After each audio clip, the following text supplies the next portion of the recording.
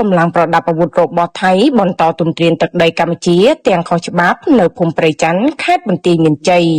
កងកម្លាំងប្រដាប់អាវុធរបស់ថៃនៅថ្ងៃទី10ខែតុលាឆ្នាំ2025នេះបានបន្តទន្ទ្រានទឹកដីកម្ពុជាទាំងខុសច្បាប់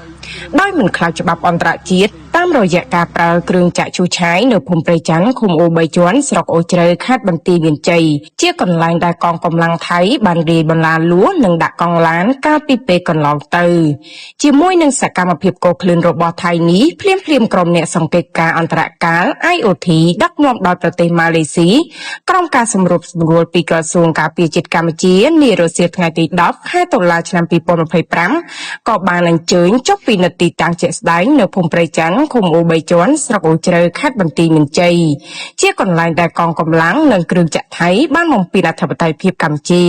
គួរបញ្ជាក់ថាតាមលិខិតឆ្លើយឆ្លងនិងសេចក្តីជូនដំណឹងរបស់កងទ័ពបូព៌ានៃកងទ័ពភូមិភាគទី1ថៃស្តីពីការដោះមីននៅតំបន់ភូមិជោគជ័យរបស់កម្ពុជាទល់មុខនឹងតំបន់ណងច័ន្ទរបស់ថៃនិងតំបន់ភូមិព្រៃច័ន្ទរបស់កម្ពុជាទល់មុខនឹងតំបន់ភូមិណងយ៉ាកែវរបស់ថៃកងពលស្មើជើងលេខ51នៃយោធាភូមិភាគទី5របស់កម្ពុជាបានស្នើឲ្យទីបញ្ជាការកងទ័ពបូព៌ាផ្អាកសកម្មភាពដោយគោរពតាមស្មារតីនៃការព្រមព្រៀងគ្នាក្នុងកិច្ចប្រជុំជាពិសេសលើកទី1របស់គណៈកម្មាធិការព្រំដែនទូទៅ GBC កាលពីថ្ងៃទី10ខែកញ្ញាឆ្នាំ2025ហើយរងចាំការសម្រេចពីថ្នាក់លើនិងតាមបែបបទនីតិវិធីដែលត្រូវបានកំណត់ដោយនិយមនីតិវិធីប្រតិបត្តិ SOP